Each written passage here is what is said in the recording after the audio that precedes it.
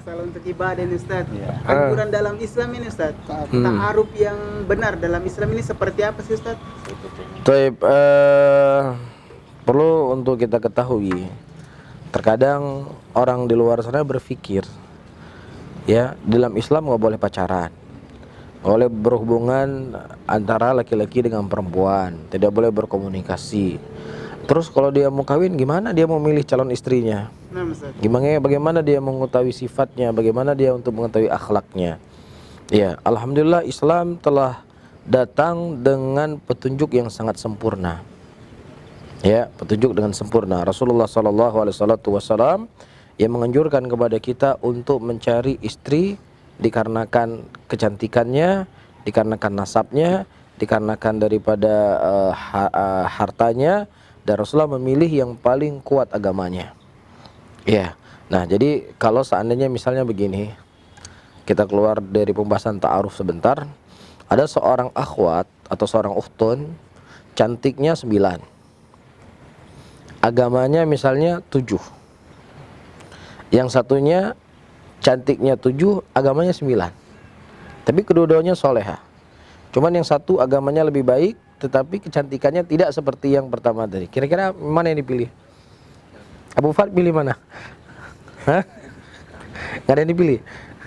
Takut didengar sama istri. Ini posisinya kalau belum menikah.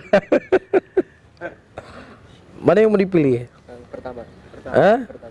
Agama 9. Agamanya 9, cantiknya 7. Serius? Enggak yang Hah? Cantiknya 9, agamanya 7. Hah? Jadi Syekh Ibnu Utsaimin rahimahullah, beliau ketika membahas tentang masalah ini, kalau memang seseorang yang menjadi hal penting untuk dia adalah kecantikan, maka dia memilih yang seperti yang saya sebutkan tadi. Wajahnya yang cantik, tapi dia solehah. Bukan wanita jelek, bukan wanita fasiqah, bukan wanita fajirah, tapi wanita yang baik-baik, yang solehah. Tetapi kesolehannya, agamanya tidak seperti yang tadi. Tapi kalau seandainya seseorang kecantikan bukan yang terpenting buat dia, maka dia pilih yang agama. Ya, tetapi tetap seperti yang saya katakan tadi, dua-duanya wanita soleha. Ya. Nah, berarti ini kan sudah ketika Rasulullah menganjurkan kita memilih wanita yang soleha.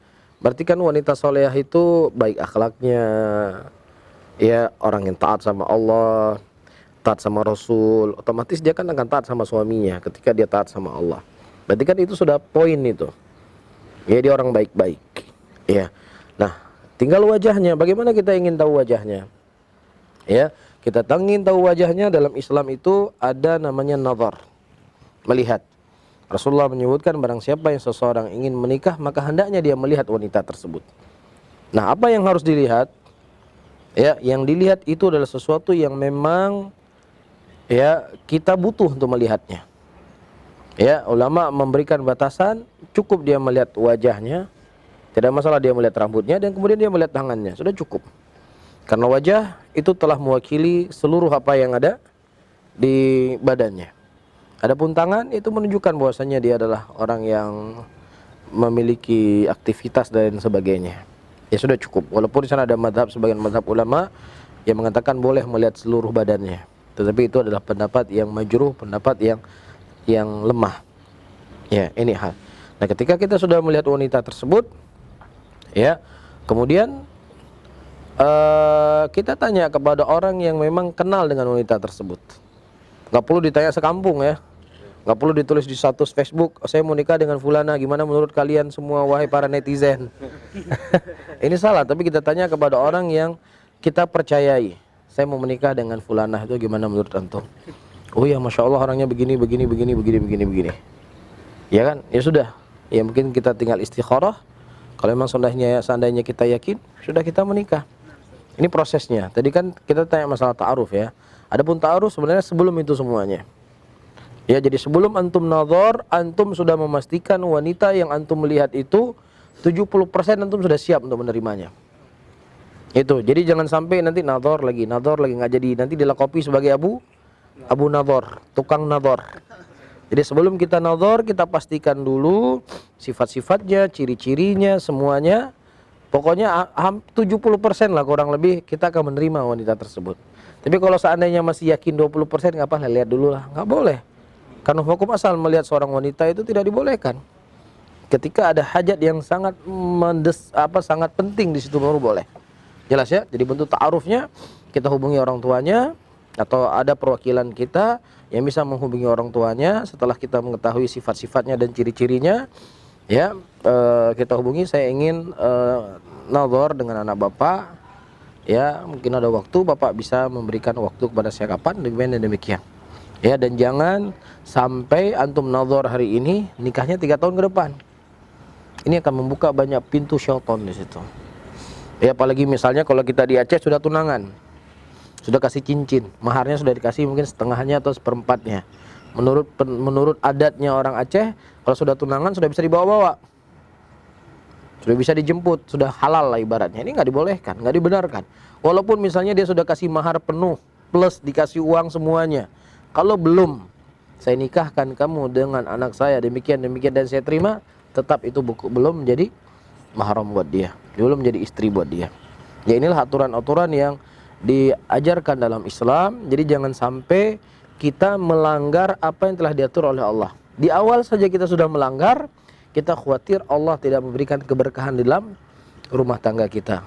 Ya, jadi hendaknya kita mengambil berkah dalam rumah tangga kita ke depan dengan kita menjalankan apa yang Allah gariskan untuk kita.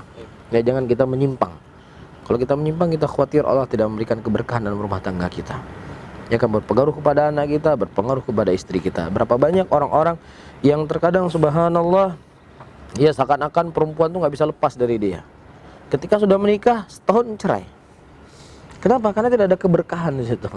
Pacarannya 20 tahun, pacarannya 10 tahun, atau 5 tahun. Yang sahnya nggak sampai setahun. Kenapa ini? Tidak ada keberkahan. Ya, karena asalnya memang sudah tidak di atas perintah Allah dan Rasulnya. Seperti itu. Wallahu a'lam bishawab. Kalau untuk berapa lamanya dalam ta'aruf ini, Ustaz? Apakah ada 3 bulan, 6 bulan, 9 bulan? Tidak ada batasan yang ditentukan oleh Nabi SAW. Cuma datang hadis dari Ali bin Abi Thalib, Rasulullah disebutkan salasatun la yuakhiruhunna. Ada 3 hal yang tidak boleh diakhirkan.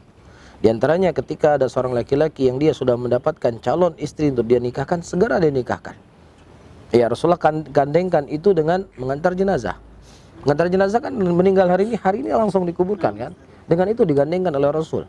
Jadi secepat mungkin. Ya, secepat mungkin sudah selesai ta'aruf, sudah keputus mahar, sudah kasih tanggal berapa? Minggu depan. Ya, cuman terkadang itulah kita seperti yang kita diskusi kemarin, adat ini yang bikin apa? Yang bikin ribet dan bikin sulit sesuatu yang itu mudah. Dan gengsinya juga lebih besar. Gengsinya lebih besar, ini punya adat, saya ini orang terpandang di kampung, jadi harus begini, harus begini, harus begini, harus begini, harus begini. Ya, ini akhirnya terkadang memperlambat pernikahan. Seperti itu. Semoga Pak Haji ini ta'arufnya, Ustaz. Amin, amin. Segera ya. Oh, di Aceh boleh. Orang Aceh, Ustaz. Jadi harus tinggal di Aceh. Kita bisa ke Aceh nih jalan. Boleh. Gimana jadi pesan?